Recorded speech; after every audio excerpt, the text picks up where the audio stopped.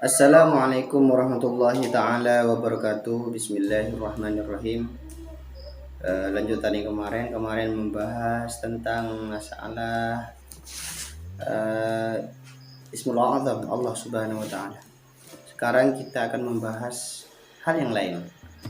Bagi semua teman-teman di YouTube dan juga para mas-mas, para mbak-mbak dan juga semuanya baik yang masih muda ataupun yang sudah tua, silahkan dengar apa yang akan saya sampaikan. Semoga bermanfaat untuk saya sendiri, keluarga dan juga semua umat Islam yang ada di dunia. Amin ya rabbal alamin. Bismillahirrahmanirrahim. Qala al-musannifu rahimahullahu taala wa nafa'ana bihi wa bi ulumihi fid dharain amin. Bismillahirrahmanirrahim. Alhamdu, adapun segala puji lillahi ialah milik Allah. Alladzi yadzat hadana, yang memberikan petunjukna. Siapa alladzina, kepada kita. Aidallana, aidalla artinya memberikan menunjukkan. Siapa alladzina, kepada kita. Lihadat ta'lifi, terhadap karangan ini. Wa ma kunna, wa ma, dan tidak ada kunna ada siapa kita. Linahtadiyah ialah akan mendapatkan hidayah siapa kita. Wa ma kunna linahtadiyah, lamnya ini termasuk lam zaidah seperti itu. Laula an hadanallah, laula andaikan tidak, an hadanallah, adapun hendaknya akan memberikan hidayah siapa Allahu Allah, nah kepada kita, ilaihi, hidayah ilaihi, kepada Allah, kembali kepada Allah. Laula di sini merupakan lam, kan lau itu lam syarat seperti itu. Kemudian jawabannya itu adalah mahdhuf, yaitu kata-kata makunna muhtadina. Makunna muhtadina, maka kita tidak akan mendapatkan hidayah. Jadi yang memberikan hidayah itu adalah Allah Subhanahu wa taala. Walhamdu, dan adapun lafaz alhamdu, hamdu itu artinya pujian. Walhamdu, adapun lafaz alhamdu hiya huwa, ia lafaz alhamdu al-wasfu ialah sifat, bil jamili, dengan keindahan. Wassalatu, dan solawat, wahia, dan adapun solawat itu minallahi, dari Allah taala. Ar-rahmatu ialah rahmat atau belas kasih sayang. Al-makrunatu, yang bersamaan bit ta'zimi, dengan pengagungan. Wassalamu, dan salam, ayat taslimu artinya memberikan sentosa atau keselamatan. Min kulli afatin wa naksin, dari setiap sesuatu yang berbahaya, wa naksin, dan kekurangan. Ala sayyidina, ialah tetap atas gusti kita Muhammadin, namanya rupanya Nabi Muhammad, Rasulillahi, utusan Allah, yang menjadi utusan Allah. Lika fatis sakolaini, terhadap semua alam, dua alam ya. Al-jinni rupanya alam jin wal sum'a. Saya ulang lagi, lika fatis sakolaini, terhadap semua golongan yang dua. Al-jinni rupanya golongan jin, wal insi, dan manusia, ijma'an, dengan ijma'nya para ulama.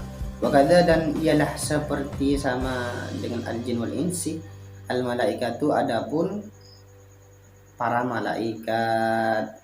Jadi yang dinamakan apa ini? Yang dinamakan salam itu adalah selamat daripada semua keburukan, baik berupa bala ataupun berupa kekurangan. Itu ditujukan kepada baginda Nabi Shallallahu Alaihi Wasallam. Ini semua ini wakada al malaikah. Jadi masuk juga terhadap para malaikat. Ini sebagaimana dikatakan oleh jam'un muhaqqiquna, segolongan daripada kumpulan ulama yang tahqiq keilmuannya. Wa Muhammadun, dan adapun lafaz Muhammad alamun ialah isim alam mangkulun, yang dinukil min ismil maf'uli, dari isim maf'ul al-mudha'afi, yang ditad'if. Maudu'un liman kathurat, maudu'un yang disediakan atau ditetapkan. atau diletakkan bagi seseorang kasurat yang banyak hisoluhu beberapa perangainya man alhamidatu yang bagus opo hisoluhu summiya bihi nabiyana sallallahu alaihi wasallam. Nabi Muhammad ini diberikan nama Muhammad bilhami minallahi lijaddihi, itu melalui ilham dari Allah Subhanahu wa taala melalui kakeknya. Warasulu, dan adapun rasul minal basyari, dari para manusia, zakarun seorang laki-laki, hurun yang merdeka, uhiya yang dikan ilaihi siapa zakarun hurun bisyar'in dengan membawa syariat, wa umiro, dan diperintah siapa hurun zakarun bitablighi dengan menyampaikannya syariat atau menyampaikannya zakarun hurun. Wa illam yakun lahu kitabun wa illam yakun, dan walaupun tidak ada lahu bagi itu rasul kitabun kitab, wala nusakhun, dan juga tidak ada kitab salinan, kayu Yusha seperti Nabiullah Yusha alaihi salam. Fa illam yu'mar, maka apabila tidak diperintah siapa zakarun hurun bitablighi dengan menyampaikan, fa nabiyun, maka itu namanya nabi. Kalau tidak diperintah menyampaikan, itu namanya nabi. War rasulu, dan adapun rasul afdalu, ialah lebih utama minan nabi, dari para nabi, ijma'an dengan ijma' para ulama. Wasoha, dan sahih khobarun hadis inna adadal anbiya'i alaihi musholatu wassalam, sesungguhnya hitungan para nabi alaihi musholatu wassalam mi'atu alfin wa arba'atun wa ishruna alfan, ialah 124.000 alfan seribuannya, artinya 124.000 nabi, hitungan nabi itu. Wa anna adadur rusuli, dan sesungguhnya hitungan para utusan salah sumiatin ialah 300 wa khamsata asyara, dan 15, artinya 315 hitungan para rasul, seperti itu. Wa ala alihi ay aqaribihi al-mu'minina min bani Hashim. Ya sudah, sampai di situ dulu. Wa ala alihi, kita akan membahas tentang masalah pujian kepada Allah Subhanahu wa taala. Kita tahu bahwa pujian kepada Allah Subhanahu wa taala itu di kitab Nurul Ghalam itu sebenarnya dijelaskan bahwa pujian itu ada 4. Pujian Allah kepada Allah sendiri, zatnya, pujian Allah kepada makhluknya, yang kedua. Yang ketiga, pujian makhluknya kepada makhluknya, dan pujian makhluk kepada Allah Subhanahu wa taala, atau sebaliknya. Kemudian saya ingin menyampaikan pertanyaan, ya, ini afdal mana ataupun lebih utama mana antara kalimat alhamdulillah atau la ilaha illallah? Maka jawabannya itu adalah ada di kitab Fathul Mu'in dan I'anatul Talibin. Sebenarnya para ulama itu terdapat perbedaan pendapat, yaitu ada 2 pendapat. Pendapat yang pertama,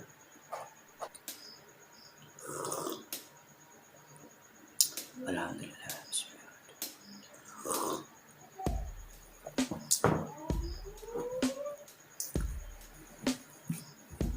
lanjut.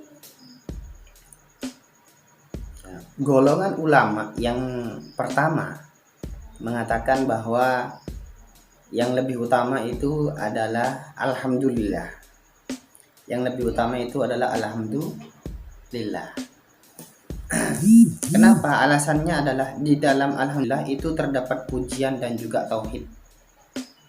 Ya, terdapat pujian dan tauhid. Kalau la ilaha illallah itu cuma terdapat tauhid kepada Allah, seperti itu.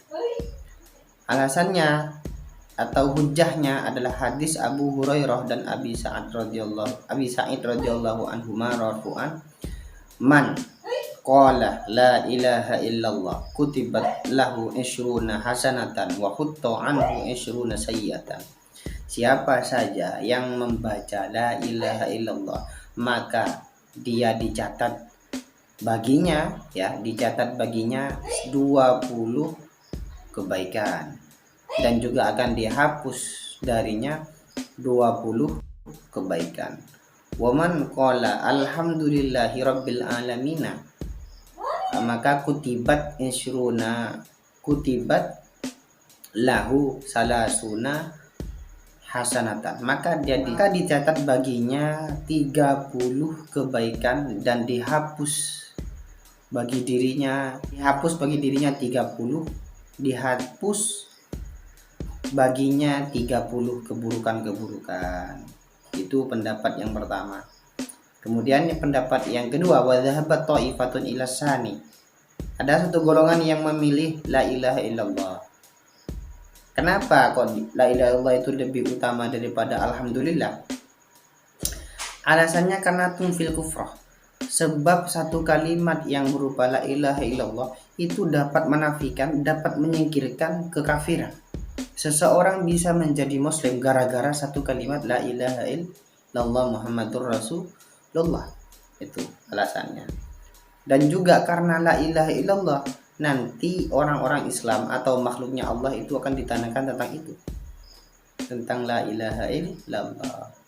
Seperti itu. Kemudian wahtajju biqaulihi sallallahu alaihi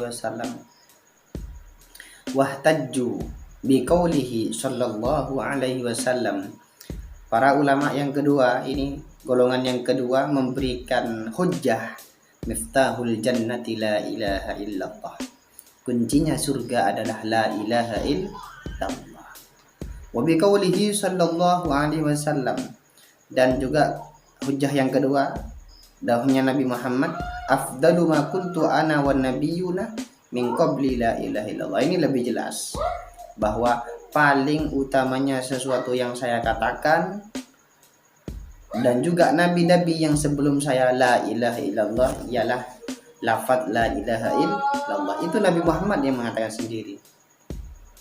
Kemudian hadis qudsi mengatakan wa biqaulihi subhanahu wa ta'ala fi hadisil qudsi. Nabi pernah mengatakan di dalam hadis qudsi, man syaghalahu dzikri an mas'alati a'taituhu afdala ma a'tiyas-sa'ilina. Barang siapa yang dirinya sibuk dengan zikir kepada saya. Maksudnya zikir itu apa? La ilaha illallah. Karena dalam hadis siti masalah itu disebutkan afdalul zikri la ilaha illallah, dan afdalud du'ai itu adalah alhamdulillah. Seperti itu. Wa ajabu amma fi hadis Abi Hurairah. Para ulama memberikan jawaban di dalam hadis Abu Hurairah di atas.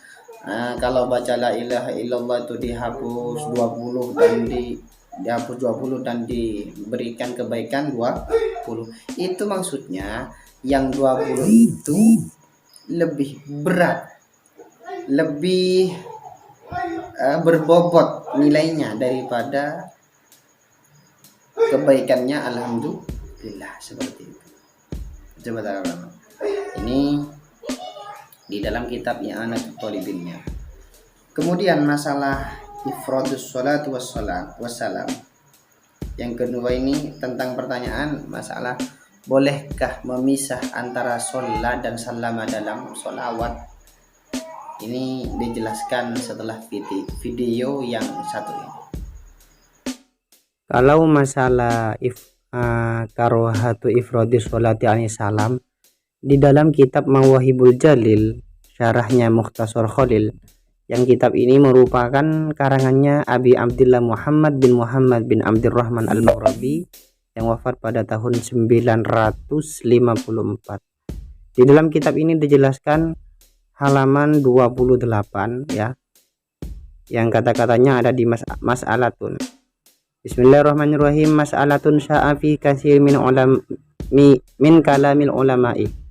Sudah viral di mayoritas kalam para ulama tentang karohati ifradis sholati anis salam.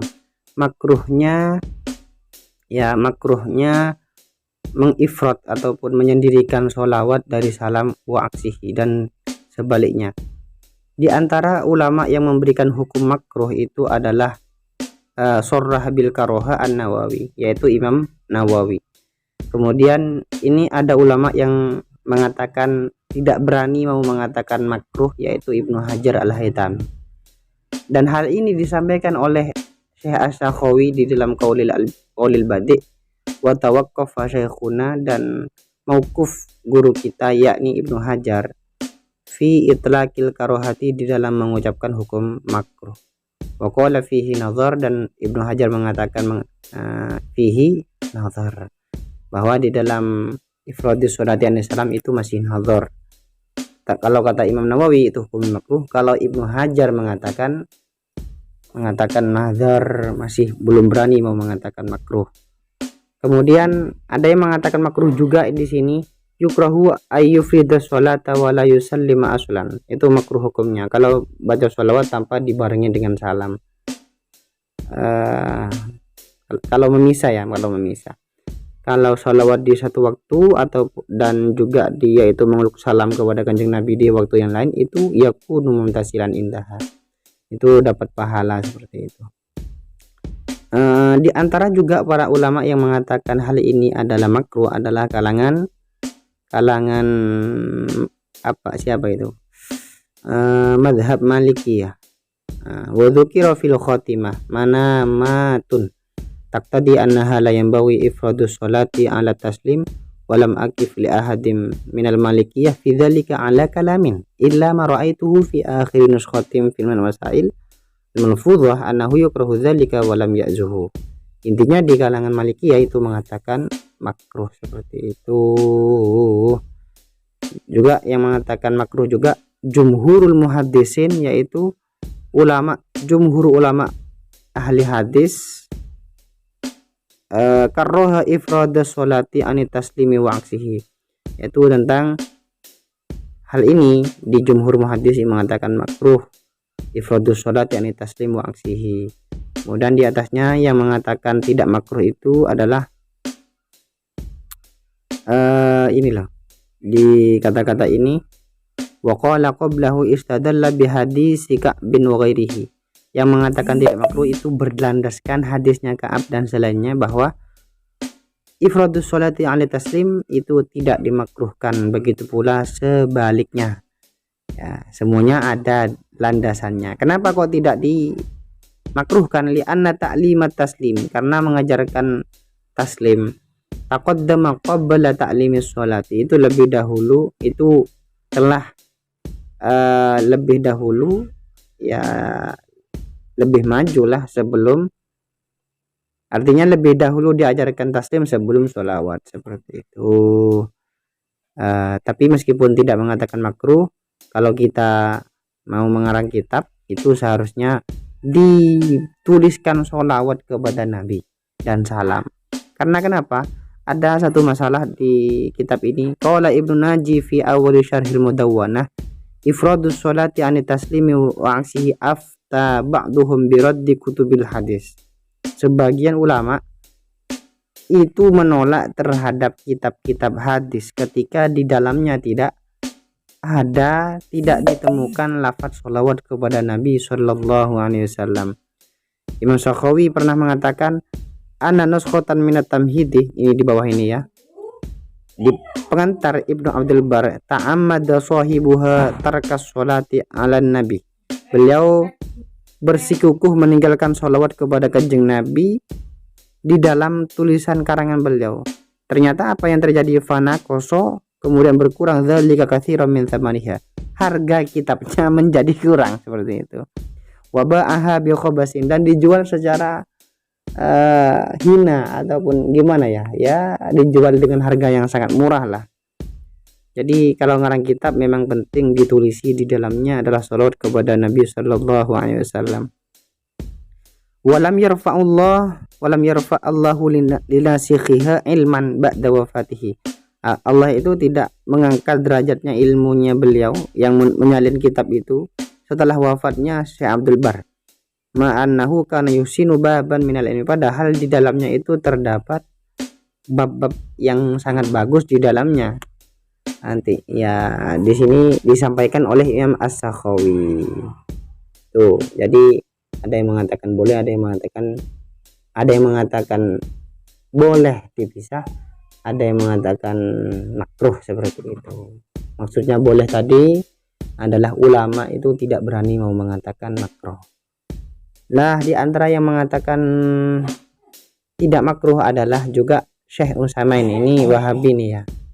Tapi kan termasuk para ulama yang mungkin dieluk-elukan di kalangan Arab.